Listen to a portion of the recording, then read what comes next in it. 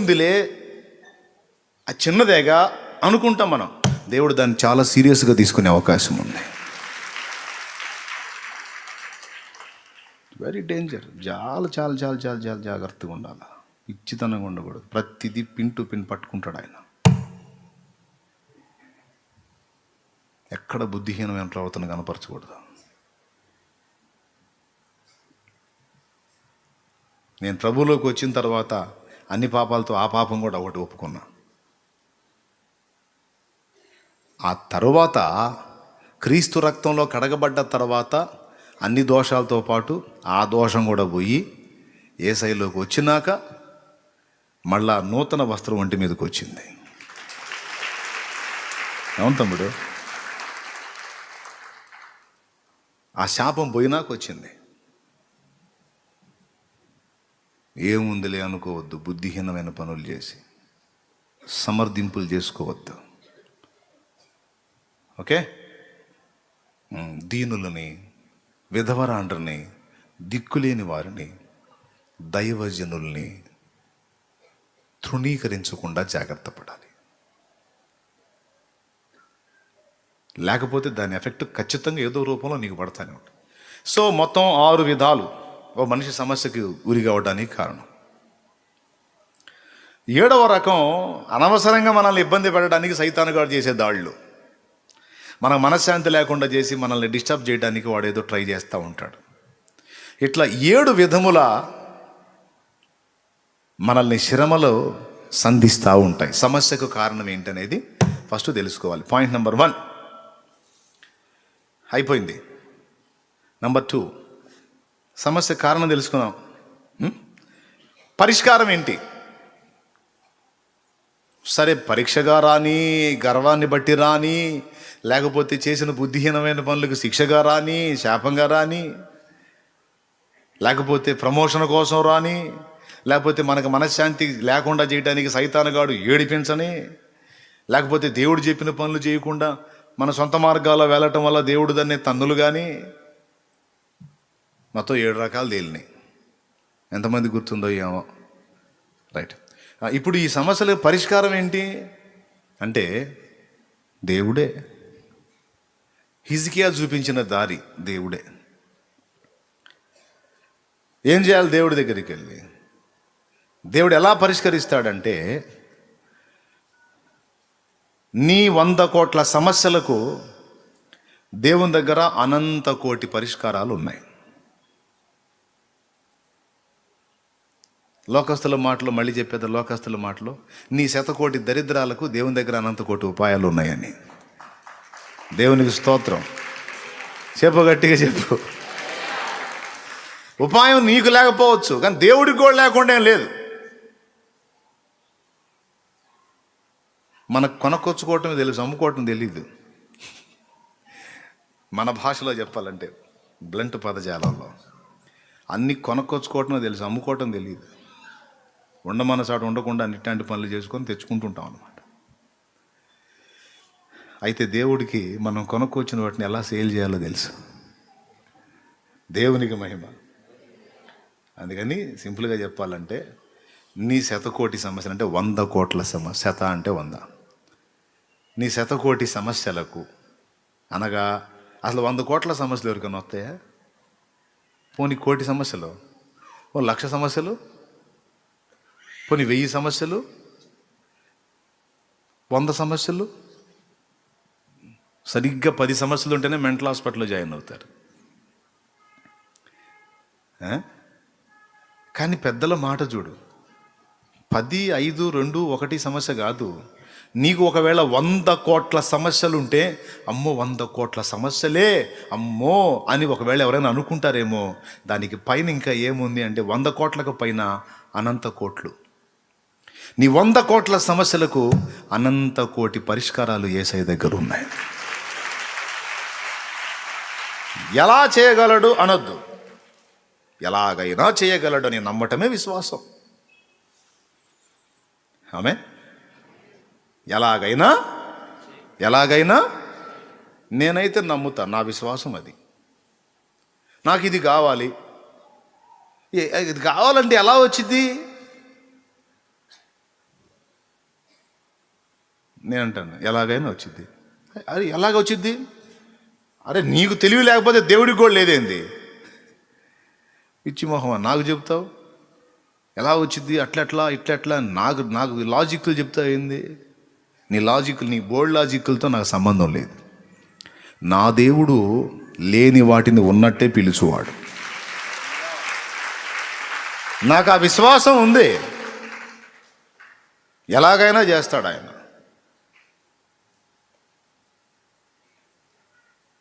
నాకు అనుమానం లేదు, అవిశ్వాసం లేదు.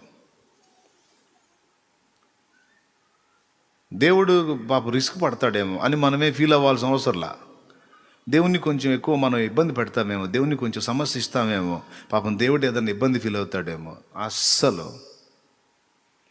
ఇంకా నువ్వు ఆ సమస్యను ఆయనకు అప్పచెబితే ఆనందపడతాడు ఆయన. శబ్బాష్ తల్లి, ఇది కదమ్మా నేను చెప్పింది, నాకు అప్పచెప్పమని కదా నేను అడుగుతుంది. నువ్వేమో నేను ఎత్తినే పెట్టు, నాకు అప్పచెప్పు. మరి నేనేం చేయాలి? నువ్వు ఆనందించు అన్నాడు అంతే.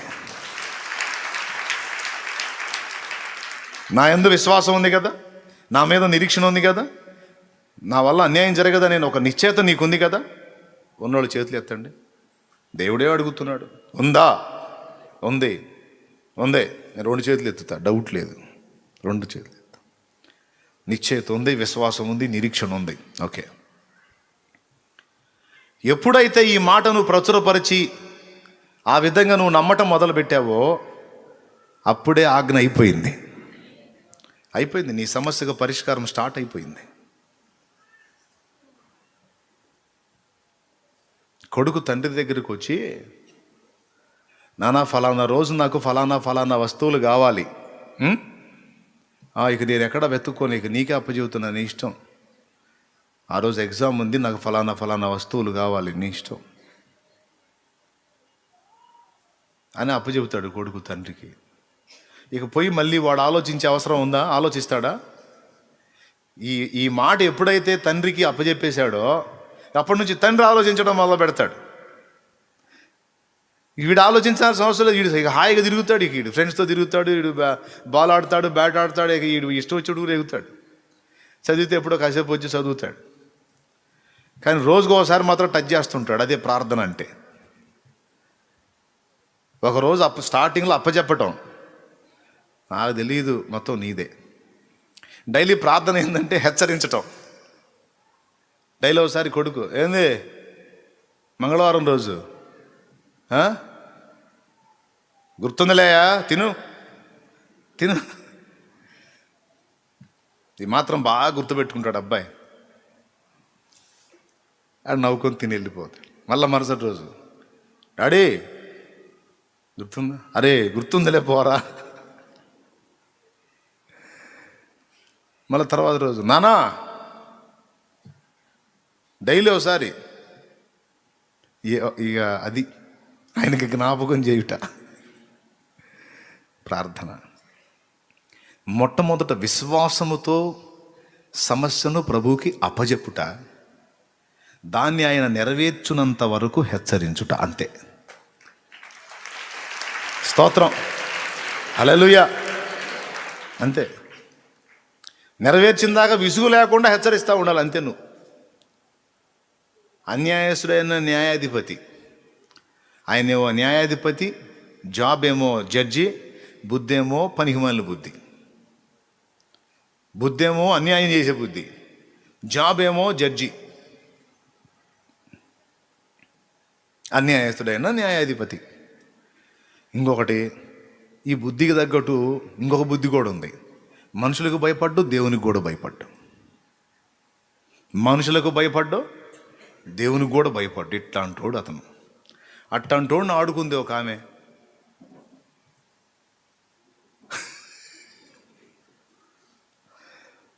యేసయ్య చెప్పాడు లూకాసు వార్త 18లో, ఇంటికి పోయినా చూడండి, నాకెళ్ళి ఇప్పుడు చూడండి, నాకెళ్ళి చూడండి మీరు. దేవుని స్తోత్రం. చూడు, మరి ఒక స్త్రీ, భర్త లేని స్త్రీ, పెద్దావిడ, ముసలావిడ, దేవునికి భయపడకయు, మనుషులను లక్ష్య పెట్టకయు ఉండు ఒక అన్యాయస్తుడైన న్యాయాధిపతి దగ్గరికి పోయింది. మరి స్థల వివాదంలో పోయిందో, పొల వివాదంలో పోయిందో, అప్పు సమస్యలో పోయిందో, మొత్తానికి అన్యాయం పొందింది ఒకడి వల్ల. పోయి ఆయన కలుసుకొని, అయ్యా నా పక్షాన మాట్లాడేవాళ్ళు ఎవరు లేరు, నువ్వు న్యాయాధిపతివి, ఫలానోడు నాకు ఇట్లా అన్యాయం చేశాడు, నువ్వే న్యాయం తీర్చాలన్న. 2 రోజులు ఆగిరా పో అన్నాడు. ఇది ముందే అన్యాయస్తుడు కదా. సరే 2 రోజులు ఆగి మళ్ళా 2 రోజులు ఆగి రా పో అన్నాడు. 2 రోజులు ఆగి, ఏ టైంలో రావాలయ్యా? ఉదయం 10ంటికి రా అన్నాడు. కరెక్ట్గా 10 మీదకి ముళ్ళు వచ్చింది, ఆమె వచ్చి వాకిట్లో ఉంది. ఇది బయట వచ్చి కనపడింది. అయ్యా నమస్తే అయ్యా. నువ్వా? నా సమస్య అయ్యా, చాలా ఇబ్బంది పడుతున్నానయ్యా, కాస్త తమరు. సరే రేపు రాపో అన్నాడు. అయ్యా రేపు ఏ టైంకి రావాలి? రేపు మధ్యాహ్నం రాపో అన్నాడు.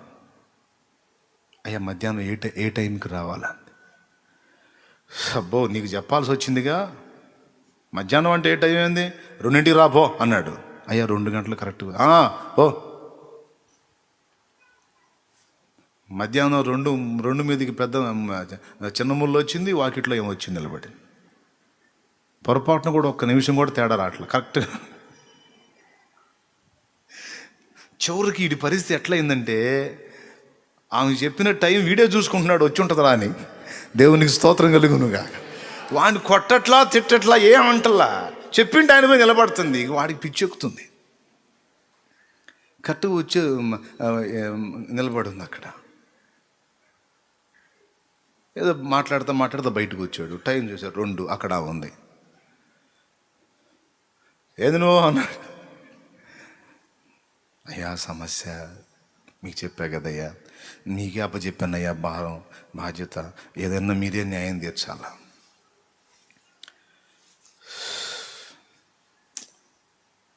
సరే ఎల్లుండు సాయంత్రం కనపడు అన్నాడు. అయ్యా ఎల్లుండా? సాయంత్రమా? ఏ టైం ఉన్నాను? అంతకుముందు ఎల్లుండి అనేవాడు కదా, రేపు 2 రోజుల తర్వాత అన్నాడు. ఇప్పుడు ఎల్లుండు సాయంత్రం. ఇక టైం ఒక్కటే అడిగింది. సాయంత్రం అంటే 7ంటికి కనపడు అన్నాడు. ఈ వీడు ఆలోచిస్తున్నాడు, 7 అవుతుంది వస్తుంది, 7 అవుతుంది వస్తుంది, 7 అవుతుంది వస్తుంది. మెంటల్ టార్చర్ అయిపోయింది వీడికి. వాడే వచ్చి చూస్తాను. 7 అవ్వగానే పరిగెత్తుకుంటూ వచ్చాడు, వాకిటి దగ్గరికి నిలబడి ఉంది. వచ్చావా? గడియారం ముళ్ళన్నా మిస్ అయితే, నువ్వు మాత్రం మిస్ కావట్లేదు ముసలమ్మ, నన్ను సాగుపడుతున్నావు. ఒరే ఎవరు రావాళ్ళు అక్కడ అంటాను.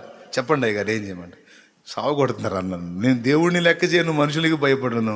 ఈమె దెబ్బకి నేను ఏం చేయాలో కూడా నాకు అర్థం కావట్లా. వాడు ఎవడో తన్ని ఈమెకి న్యాయం చేయను రా. దేవునికి స్తోత్రం కలిగినగా. వానిని ఇబ్బంది పెట్టకుండా, దూషించకుండా, విమర్శించకుండా ఓర్పుతో అతడు చెప్పిన టైం ప్రకారం వెళ్ళి సాధుత్వంతో నిలబడినందుకు గాను అతనికి కనికరం, అన్యాయస్తుడే న్యాయం చేయాలనే పరిస్థితికి వచ్చాడు.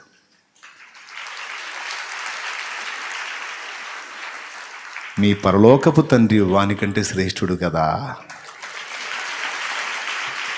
మరి నిశ్చయముగా నీ మనవులు ఆయన వినును కదా. సో ఫస్ట్ చేయాల్సింది ఏంటంటే, నీ బాధ్యత ఏదైతే ఉందో, నీ సమస్య నువ్వు నలుగుతున్నది, విశ్వాసముతో ఆయనకు అప్పచెప్పేయాలి. విశ్వాసముతో ఆయనకు అప్పచెప్పేసేయాలి. అప్పచెప్పి ఏం చేయాలన్నాడు? హ్యాపీగా ఉండన్నాడు, ఆనందంగా ఉండు. ఏం ఆనందం అన్నాయి? అప్పులోళ్ళు వచ్చి రౌండ్ వేస్తున్నారు, తడుకోళ్ళు వచ్చి తిడుతున్నారు. నువ్వు ఆనందం అంటే నీకు ఆ భారం లేదు, పొందితే అర్థమైంది అంటారేమో. హలో, అప్పుల్లోంచి వచ్చా, అన్ని బాధలు, అన్ని అవమానాలు, అన్ని ఇబ్బందులు పడే నేను వచ్చా. అప్పుల సమస్య ఎరగకుండా లేను, రోగాల సమస్య ఎరగకుండా లేను, నిందల సమస్య ఎరగకుండా లేను. దాదాపు చాలా విషయాల అనుభవం ఉంది, దేవుడు ఇచ్చాడు. అర్థం చేసుకోగలుగుతా. మరి విశ్వాసం అంటే అదే. ఏంటిది? దేవుడు నా మీద భారం వేసి నిశ్చింతగా ఉండమన్నాడు. నేను అప్పివ్వాల్సినోడు ఒకవేళ నన్ను బజారుకు లాగటం దేవుని చిత్తం అయితే లాగని. నన్ను రోడ్డు మీదకి లాగి ఒకడు అవమానపరుస్తుంటే నాకంటే ముందు నొప్పి నా దేవుడికే.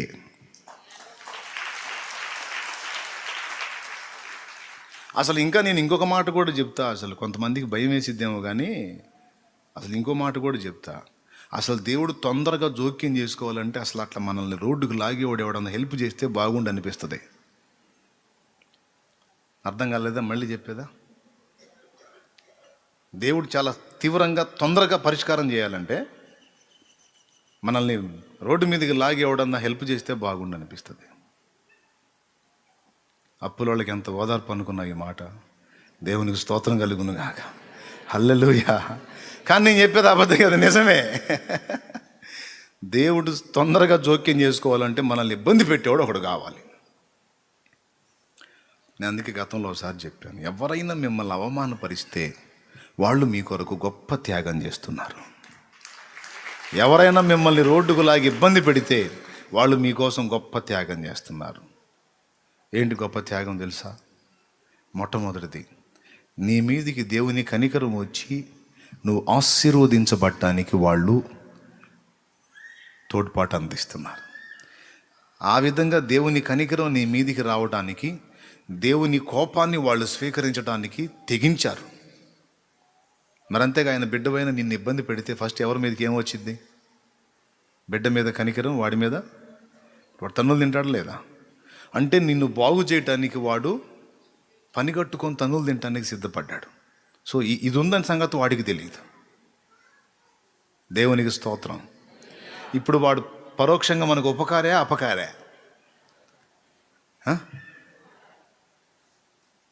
ఎంతమందికి అర్థమైంది ఈ మ్యాటరు? నిజంగా అర్థమైందా? హెల్ప్ చేస్తున్నాడు వాడు. దావీదు షిమి దావీదుకు చేసింది అదే.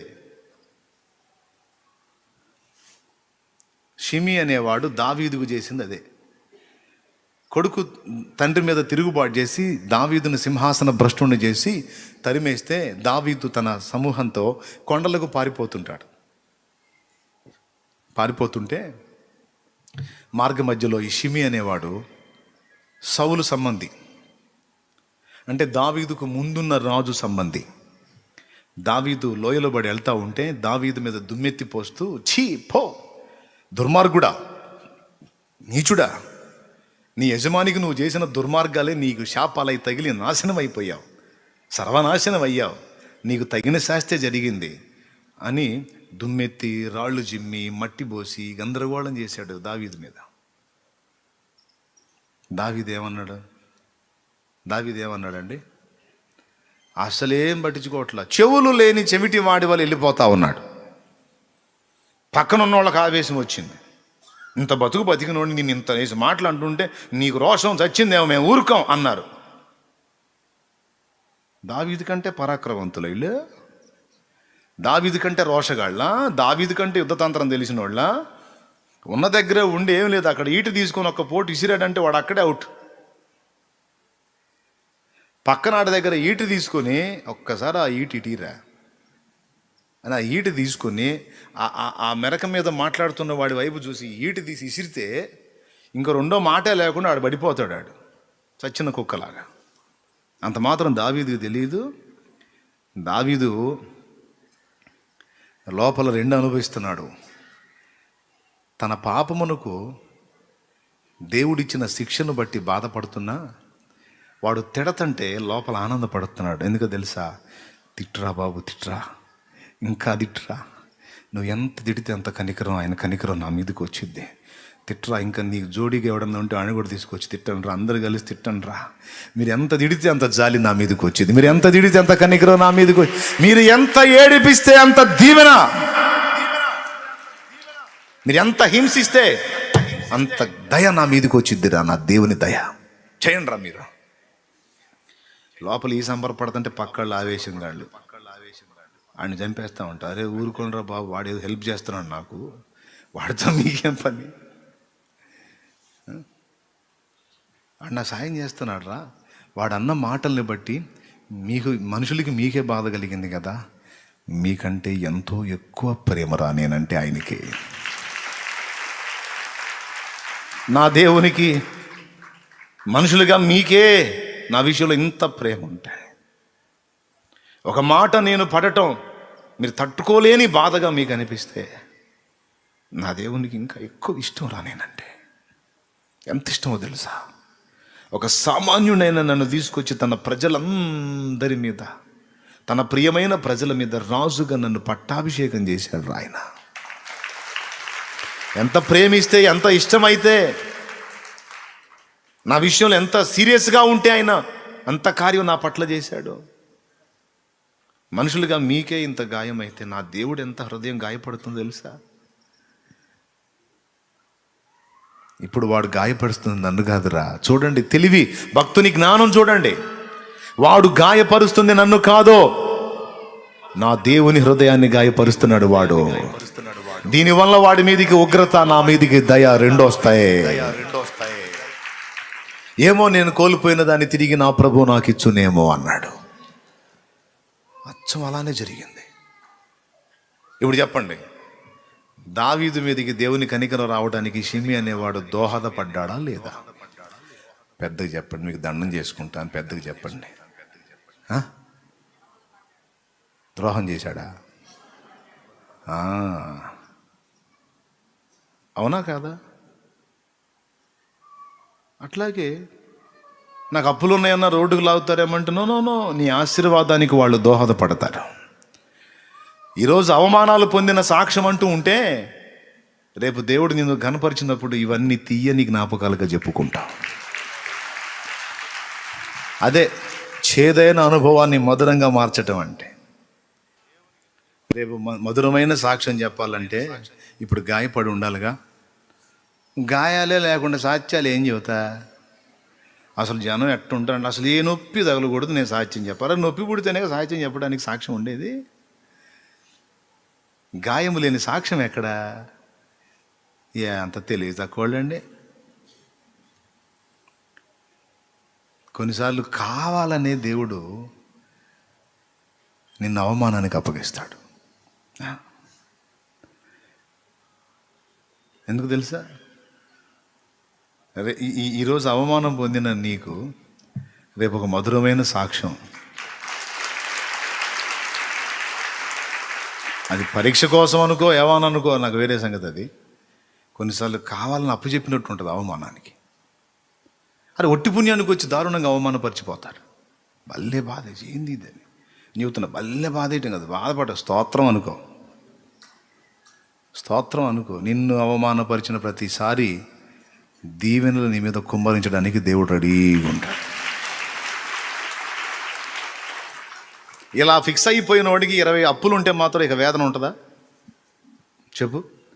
ఇది ఎరిగిన వాడికి ఇంకా మెంటల్ టార్చర్ ఉంటుందా?